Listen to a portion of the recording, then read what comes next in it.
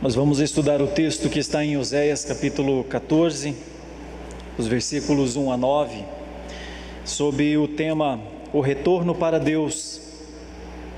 Convido a todos para acompanhar a leitura. Oséias capítulo 14, versículos 1 a 9. Volta, ó Israel, para o Senhor teu Deus, porque pelos teus pecados estás caído. Tende convosco palavras de arrependimento e convertei-vos ao Senhor. Dizei-lhe: perdoa toda a iniquidade, aceita o que é bom, e em vez de novilhos, os sacrifícios dos nossos lábios. A Assíria já não nos salvará, nem iremos montados em cavalos, e não mais diremos a obra das nossas mãos: tu és o nosso Deus. Por ti o órfão alcançará misericórdia. Curarei a sua infidelidade. Eu de mim mesmo os amarei, porque a minha ira se apartou deles. Serei para Israel como o orvalho, ele florescerá como o lírio, e lançará as suas raízes como o cedro do Líbano. Estender-se-ão os seus ramos, o seu esplendor será como o da oliveira, e sua fragrância como a do Líbano. Os que se assentam de novo à sua sombra voltarão, serão vivificados como o cereal e florescerão como a vide. A sua fama será como a do vinho do Líbano. Ó Efraim, que tenho eu com os ídolos? Eu te ouvirei e cuidarei de ti. Sou como o cipreste verde, de mim procede o teu fruto. Quem é sábio, que entenda estas coisas. Quem é prudente, que as saiba. Porque os caminhos do Senhor são retos, e os justos andarão neles, mas os transgressores neles cairão, diz a palavra de Deus em Oséias capítulo 14, dos versículos 1 a 9.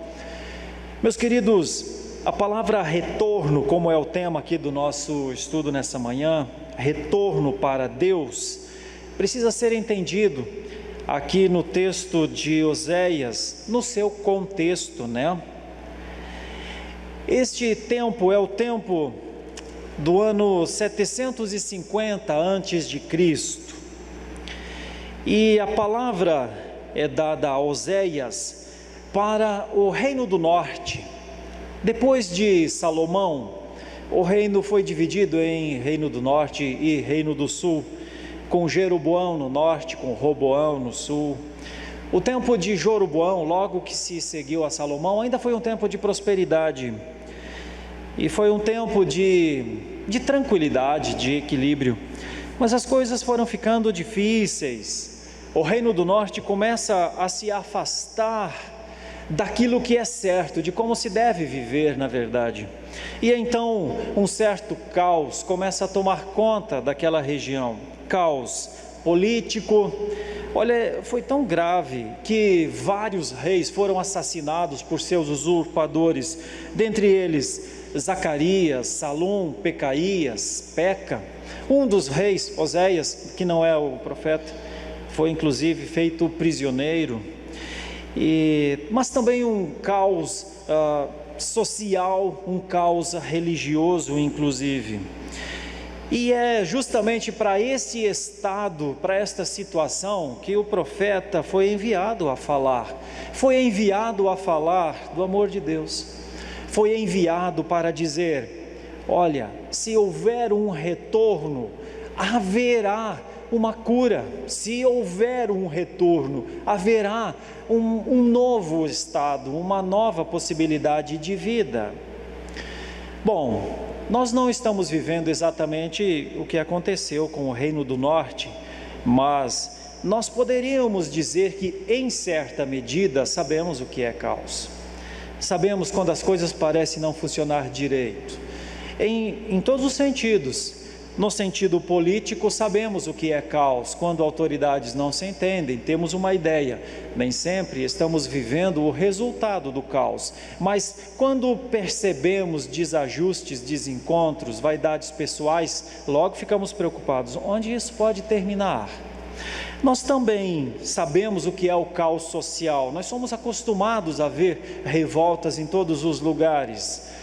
O caos social se estabelece numa desarmonia de propósitos, quando propósitos diferentes digladiam-se entre si, e em alguma medida nós também sabemos quando começa a faltar alimento em supermercados, remédios em farmácias, quando determinadas instituições começam a ter aglomeramento fora do normal. Nós temos uma ideia do que é caos social. E caos religioso também, que é quando nós sabemos que há um Deus para ser adorado, somente um Deus para ser amado, um Deus para ser glorificado, somente um. E então você começa a perceber pessoas adorando a muitos outros deuses, e muitas vezes criando ídolos e fazendo destes ídolos a sua adoração. Nós podemos não experimentar o resultado deste caos ainda na nossa geração, mas nós já estamos nos acostumando a ter de enfrentar situações que jamais imaginávamos passar por elas, não é verdade? Então este é o momento para aprendermos o que é retornar para Deus em situação que já começa a surgir luz amarela. Pode ser que não estejamos na luz vermelha que o Reino do Norte estava, mas alguém de nós pode afirmar seguramente: nossa luz não é vermelha, nossa luz não é amarela, nossa luz é verde. Alguém de nós poderia? Talvez não. Talvez este seja o momento que a consciência nos mostra que nós estamos em tempo de alerta. Por isso, essa passagem pode nos ajudar. Como é retornar para Deus em situações de alerta? Eu gosto muito de geografia, acompanho muitas coisas a respeito disso, e nesta semana me chamou a atenção uma reportagem de um canal de televisão sobre um dos grandes rios do mundo, o Yangtze, na China. Nós temos 2 rios brasileiros que figuram entre os 10 maiores do mundo. O Amazonas é o nosso segundo maior rio do mundo, com aproximadamente um pouco mais de 6.000 quilômetros, 6.200 quilômetros. O primeiro do mundo é o Nilo, com 6.400 quilômetros. Mas nós temos o Paraná, que tem 4.600 quilômetros. Então, entre os 10, nós temos 2 dos maiores rios do mundo. O que me chama a atenção é um fato que acontece na geografia do terceiro rio do mundo, o Yangtze, na China. Quando ele nasce nas montanhas do Tibete, ou do Tibete, ele aparenta descer para o mar. Ele aparenta descer pelo extremo oeste da China. Ele desce e ele vai quase à margem do país da China. Aparentemente ele desce para o mar. Os países que estão logo abaixo são Laos, Vietnã, e ele desceria ao mar com talvez menos de 1.000 quilômetros. Mas montanhas a oeste da China fazem o rio Yangtze mudar o seu rumo. Ele faz quase que um cotovelo e ele volta para dentro da China. Veja o detalhe: o rio, entre aspas, eu estou dando uma ideia como se fosse uma coisa humana, o rio se arrepende. O rio se arrepende de descer uma espécie de curso normal e ir para o mar, claro, pelas montanhas impedido, e ele volta para dentro da China. Sabe para quê? Para permear todo o país da China e para se tornar o terceiro maior rio do mundo. E então chamar-se de Rio Azul. A China tem 3 rios, este o Yangtze, o azul, também o Rio Amarelo é um outro rio que corta também boa parte da China, também figura entre os 10 maiores rios do mundo, e o Rio das Pérolas, que é o rio que desce e sai da China e vai ao mar. Ele se arrepende de um curso natural, volta para dentro de um país para gerar fertilidade e fazer, inclusive da China, uma das cidades, um dos países de cidades mais populosas. As cidades mais populosas do mundo estão ao lado deste rio, o Rio Azul, o Rio Yangtze. Passa inclusive pela província de Wuhan, de onde nós temos a explosão do coronavírus, mas deságua em Xangai, no Mar da China, o terceiro maior rio do mundo. E ele é o terceiro maior rio do mundo por entre aspas, arrependimento. Estou querendo dizer com isso que até rio se arrepende, mas o homem tem muita dificuldade para se arrepender. No entanto, olhando aqui para a palavra de Deus, Deus parece oferecer o caminho do arrependimento ao homem. O homem tem muita dificuldade em se arrepender, mas o Senhor, com quem eu estou comprometido em testemunhar do seu amor, da sua grandeza, da sua paciência e da sua misericórdia, oferece ao homem o caminho do arrependimento. Essa é a minha primeira tese que eu gostaria de desenvolver aqui, dentro da ideia, o retorno para Deus. Primeira tese é que Deus oferece o caminho do arrependimento. E a segunda ideia é que Deus também oferece o cuidado da cura. Todo arrependimento é de alguma enfermidade, é de alguma anomalia, é de alguma patologia. Todo arrependimento é de alguma coisa que lhe faz mal, e faz mal ao próprio Deus, e também faz mal ao próximo. Vamos entender isso aqui dentro do texto? Os primeiros 3 versículos, olha a palavra forte: volta, retorna, ó Israel, que é chamado Israel, também é chamado Efraim, aqui no texto, para o Senhor, volta para o Senhor. O que, do ponto de vista da exegese, essas primeiras palavras podem nos dizer? Primeiro de tudo, é um convite, é um chamamento, precisa retornar. Aí precisa entender de onde retorna, o que levou a Deus a fazer esse chamamento. E nós, estudando Oséias, enquanto lavo a minha louça lá em casa, dá tempo para ler livros como o de Oséias também. E então, o retorno é de um estado, o retorno é de uma situação. Volta Israel, porque pelos teus pecados estás caído, pelos teus pecados estás caído. É da queda do pecado que Deus está chamando o seu povo de volta. É da iniquidade praticada que Israel está sendo chamada de volta. Pois é, mas o que é a iniquidade do povo de Israel, ou de Israel, o povo do norte aqui? Eu vou sintetizar para você.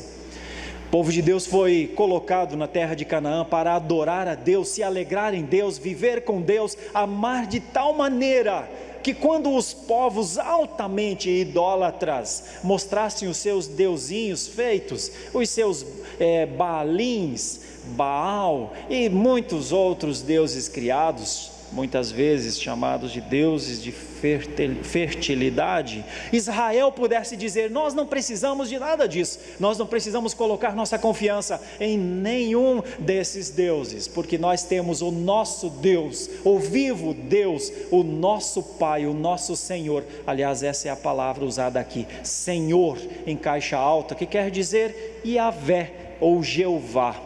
Deus se mostra de muitas maneiras nas Escrituras, em definições diferentes. Jeová, Yahvé, é o Deus do acordo, é o Deus do pacto. Então, o profeta foi orientado a falar ao povo: retorna, povo, retorna dos seus equívocos na adoração. Retorna das suas confianças em homens, nações, nós já vamos ver logo a seguir. Retorna desse caminho, porque este caminho está levando vocês ao julgamento. O julgamento está logo ali no fim. Retorna para não passar por esse julgamento. Retorna para o Deus do pacto. Deus tem um acordo com vocês. Não esperem Deus não se chamar mais Deus do pacto, hein? Não esperem Deus se chamar de Elohim, porque no dia em que Ele se chamar de Elohim, já não haverá mais tempo para arrependimento. Esse é o caráter da profecia: alertar, dizer: olha, tem certeza que onde você está, da forma como você vive, da forma como você adora, da forma como você testemunha de Deus para o mundo, tem certeza que este é o melhor lugar para você ficar? Esse é o caráter da profecia de Oséias. Então ele diz: retorna, porque dos teus pecados você precisa se arrepender. Volta arrependido, volta convertido, volta para ser perdoado. E aí nós temos nos 2 próximos versículos, então, a oração. Como é a oração de um arrependido? De alguém que se arrepende, de alguém que quer voltar. Olha só, o profeta ensina inclusive como deve ser a oração de um arrependido. Os versículos 2 e 3 dizem que eles deveriam ter palavras de arrependimento, que a conversão deveria ser evidenciada, e eles deveriam começar a oração dizendo: perdoa a iniquidade, aceita a oferta dos nossos lábios, porque talvez temos errado na nossa oferta, temos feito muitos sacrifícios, mas os sacrifícios são uma evidência, uma demonstração externa que nem sempre está no nosso coração. É o profeta ensinando como deve ser o retorno, como deve ser a oração do arrependido.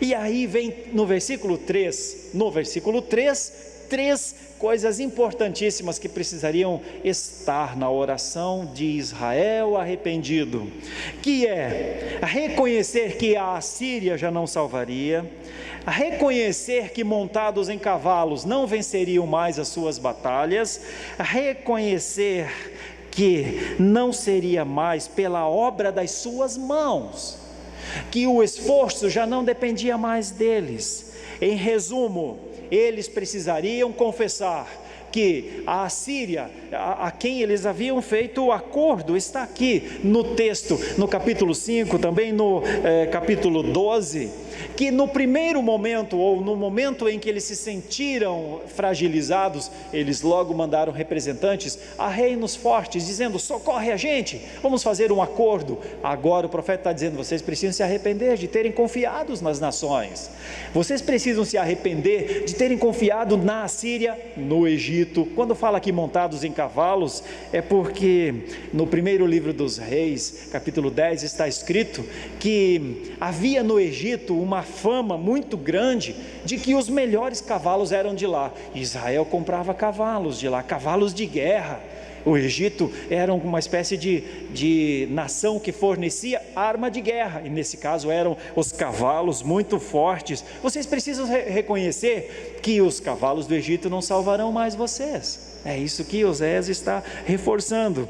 E uma outra coisa: eles precisariam reconhecer que a obra das suas mãos, e muitas vezes a obra das suas mãos, ou a obra das mãos do povo do norte, eram seus ídolos. Por quê, meus irmãos? O que era então essa iniquidade?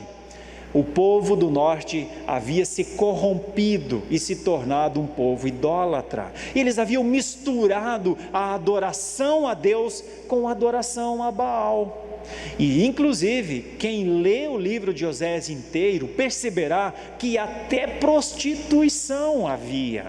Deus não tolerava isso, e por isso o profeta então chama de volta. Qual é a razão do chamamento? Por que Oséias está chamando o povo de volta? Porque Deus disse a Oséias: vai e chama o meu povo de volta, porque a iniquidade, a palavra hebraica aqui, kashalta, quer dizer um escorregão. Caiu. Volta, porque você caiu. Você andava de maneira impoluta, ombros erguidos, olhava para um lado, olhava para o outro, mas você não percebeu que o chão estava liso, você caiu. Imagine na sua mente a plástica de um tombo, aquela pessoa que anda com milhares olhando, e ele anda de uma maneira ereta, e de repente ele cai. crianças riem, pessoas se levantam para ver se machucou. A queda é sempre um estado que não contribui para a estética, para a beleza.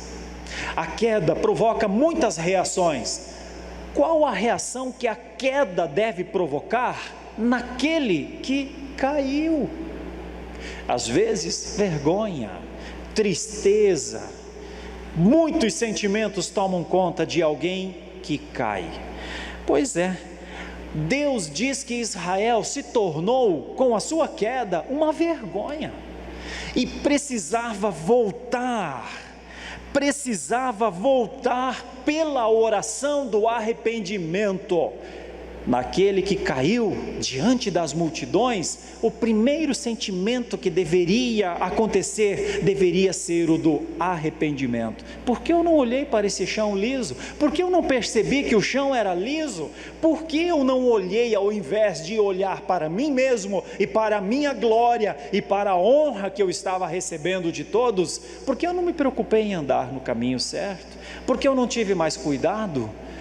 É isso que Deus disse a Oséias: fala isso ao povo, fala que a queda deve produzir neles um arrependimento, uma volta a mim, o Senhor do pacto. Pois é, então é isso. Duas coisas como razão desse chamamento são: nós precisamos ser perdoados da nossa iniquidade. O povo de Israel precisava experimentar este perdão por um erro cometido, por uma esperança falsa. O que é uma esperança falsa? Israel estava esperando falsamente. Deixa eu te contar uma outra história, mais próxima aqui dos nossos tempos, sobre esperança falsa. Muitos de vocês conhecem a história da família Kennedy, nos Estados Unidos. Em 1963, John Kennedy foi eleito o 35º presidente dos Estados Unidos. E todas as esperanças estavam em John Kennedy.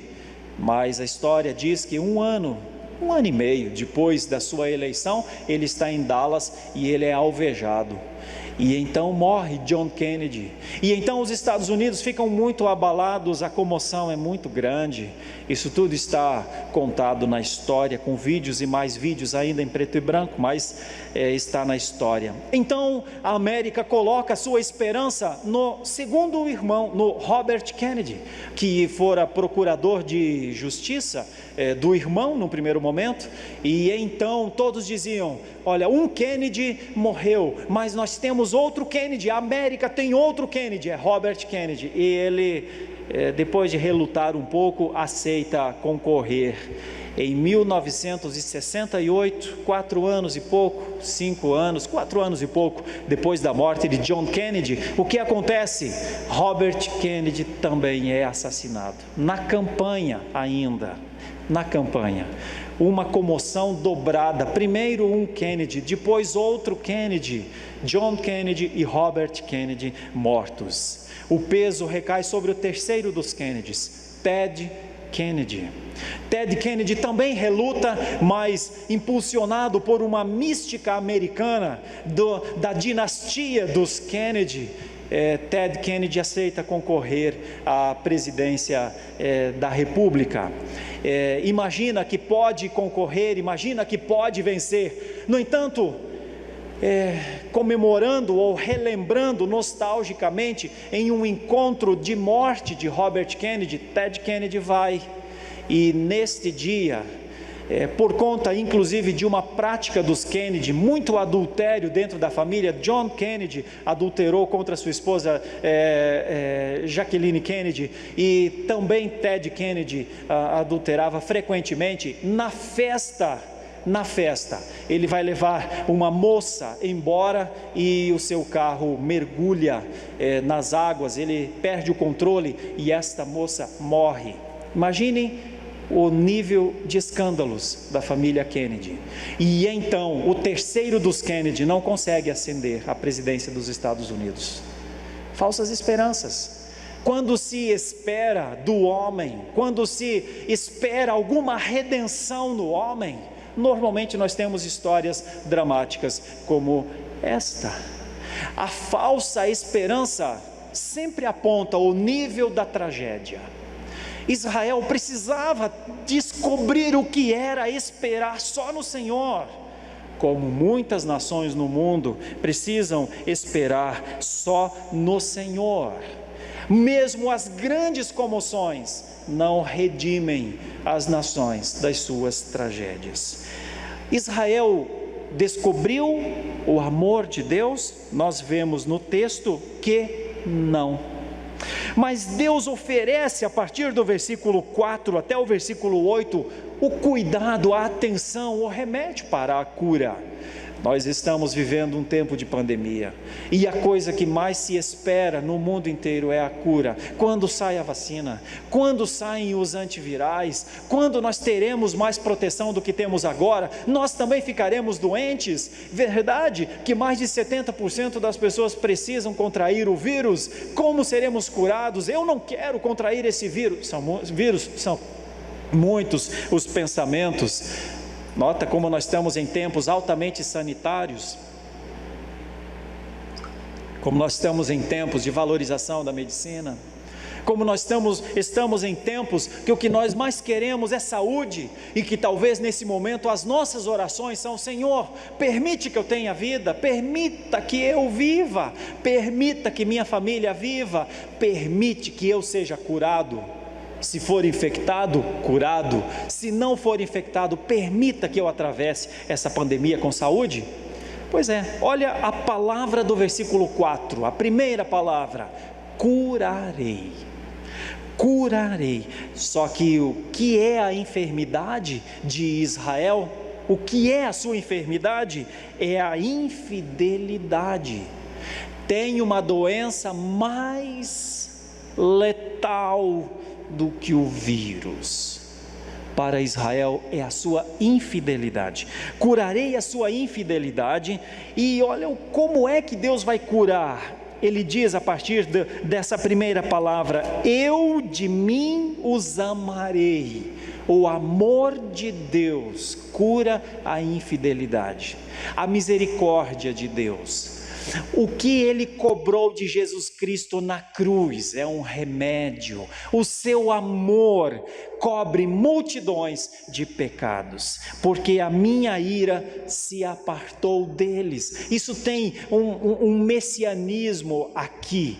A ira é aplacada definitivamente na cruz. Nós estamos a 750, praticamente 800 anos antes da cruz, mas Deus já mostra: eu tenho a solução para a sua doença.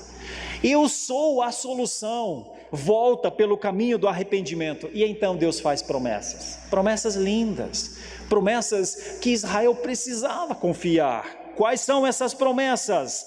Olha que coisa maravilhosa no versículo 5: serei para Israel como um orvalho. O orvalho naquele período era uma riqueza, era um valor. Por quê? Áreas muito secas.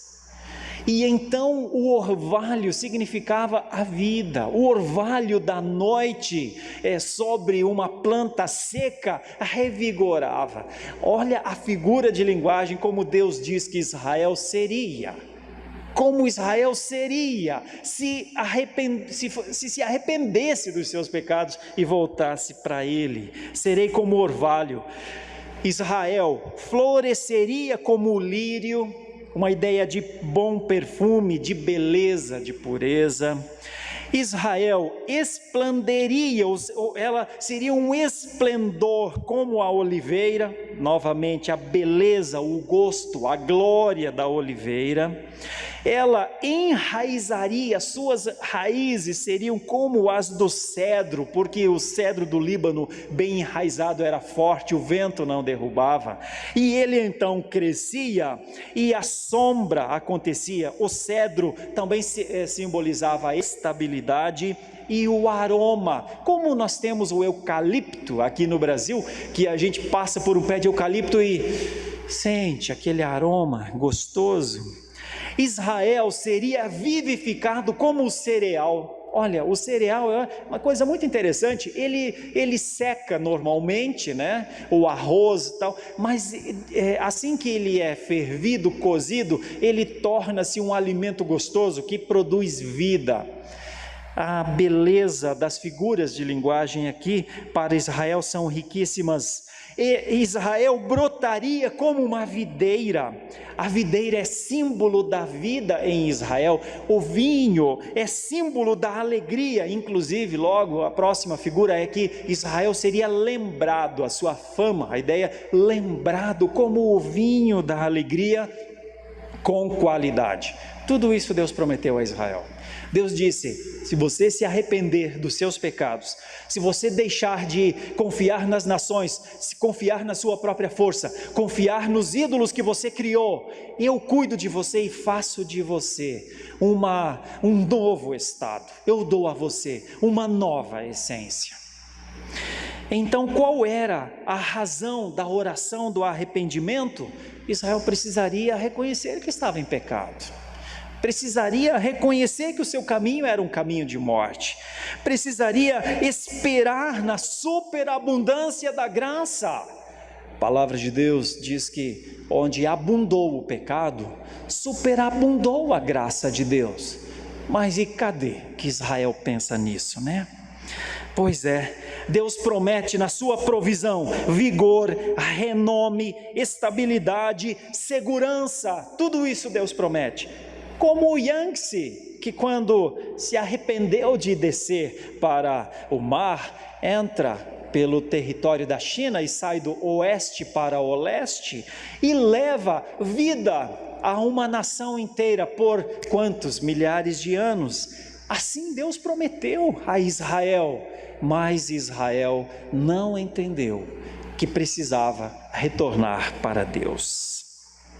Meus irmãos, ainda uma curiosidade que deriva do Yangtze. A China, por mais que tenha recebido essa graça de Deus, que foi o terceiro maior rio do mundo, as suas cidades cresceram absurdamente, adorando a muitos outros deuses. Adorando a Buda, vivendo a filosofia do confucionismo, do taoísmo. E agora, em 1949, quando o comunismo dominou a China, havia ainda, apesar de todas essas coisas, 1 milhão de cristãos na China. Sabe o que está acontecendo hoje na China? Hoje na China, nós temos mais de 100 milhões de cristãos. Deus transforma, quando Ele quer, pelo seu poder, os estados mais catastróficos do mundo para a sua glória. Eu não sei se você sabe, mas a previsão é que em 30 anos a China seja o país com o maior número de cristãos no mundo. A nação mais cristã do mundo em escala ascendente será a China. Em 1949, 1 milhão.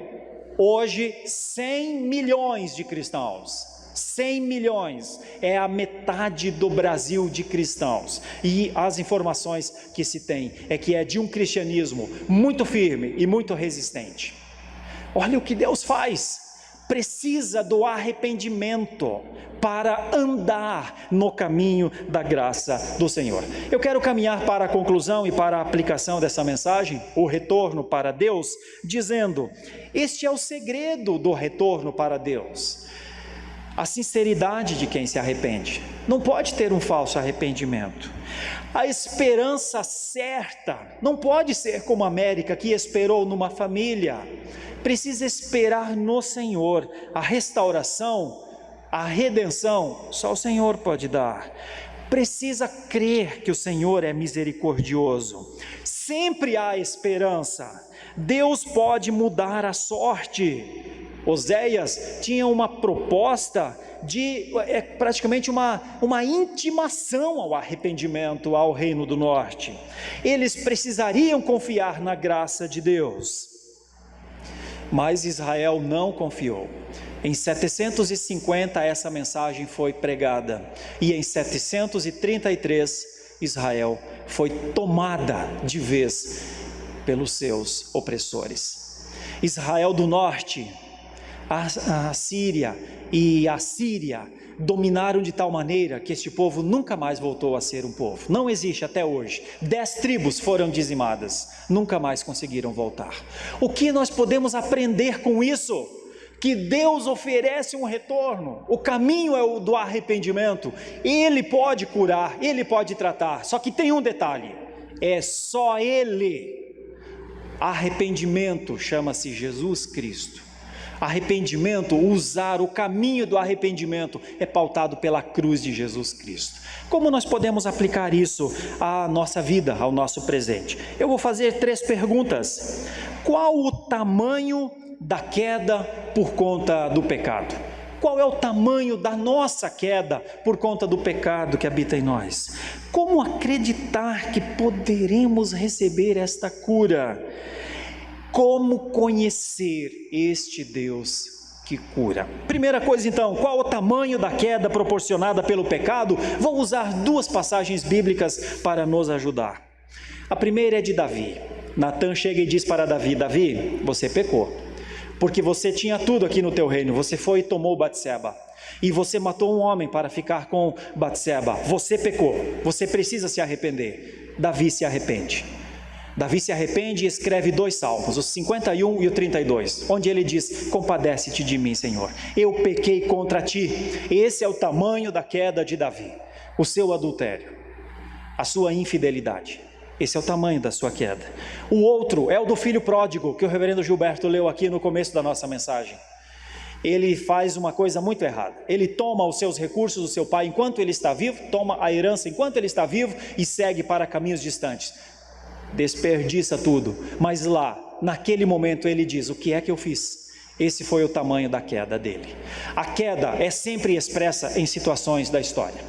O pecado está sempre diante de nós, cabe a nós dominá-lo, mas o tamanho da nossa queda é o tamanho do nosso pecado.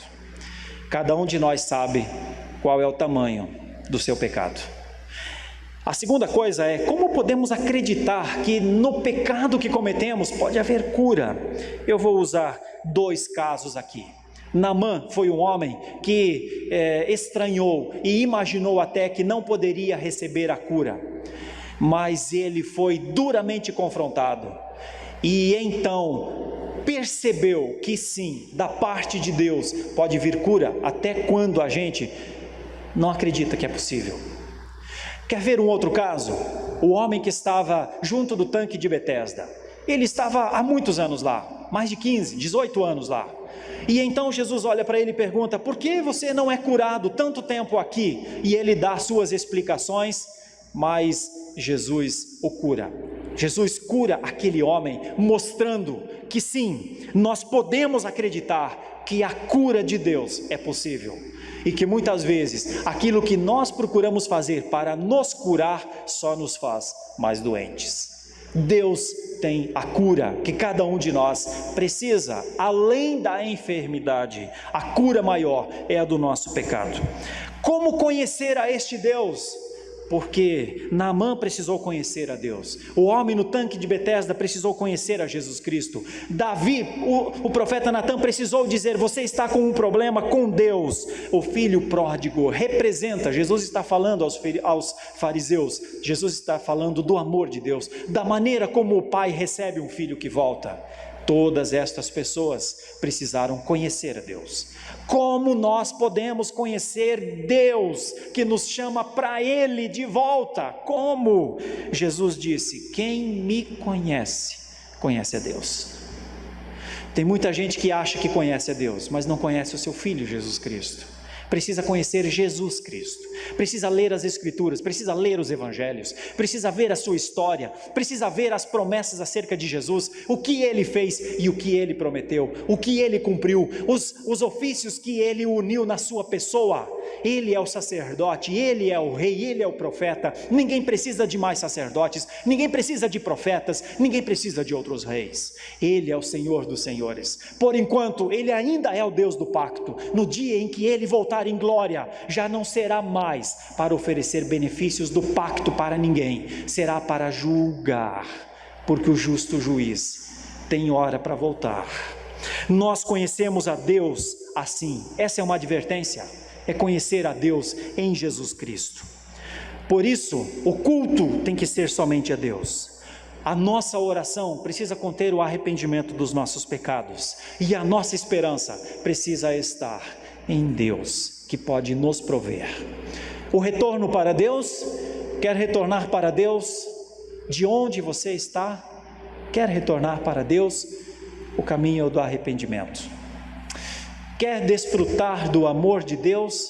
Na presença de Deus, a cura, a verdadeira cura, a cura que todos nós precisamos. Não permita que essa transmissão se conclua sem fazer uma oração. Muitos de nós precisam fazer essa oração. Talvez alguns estejam tranquilos. Tudo isso que eu falei, você pode dizer, tudo isso eu já faço. Eu sou assim. Mas talvez um só esteja assistindo a essa programação e esteja realmente entendendo agora que precisa retornar para Deus. O caminho é do arrependimento, porque em Deus há cura para as nossas doenças. A nossa doença é maior e mais grave do que a pandemia que nós estamos vivendo. Pensemos nisso. Oremos. Ó Deus de graça, Oséias fala hoje ainda para nós. O Senhor sabe onde cada um de nós está, de onde precisa retornar. A Tua palavra nos aponta o caminho do arrependimento. A Tua palavra nos aponta promessas, a promessa do cuidado do Pai. Ajuda a cada um de nós, que o Espírito mostrou que está distante de Deus, a retornar.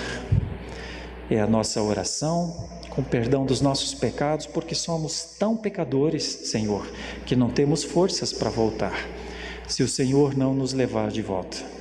Leva-nos à Tua presença, porque Tu, na Tua fidelidade, Senhor, é na Tua fidelidade, Senhor, que nós podemos confiar. Em nome de Jesus. Amém.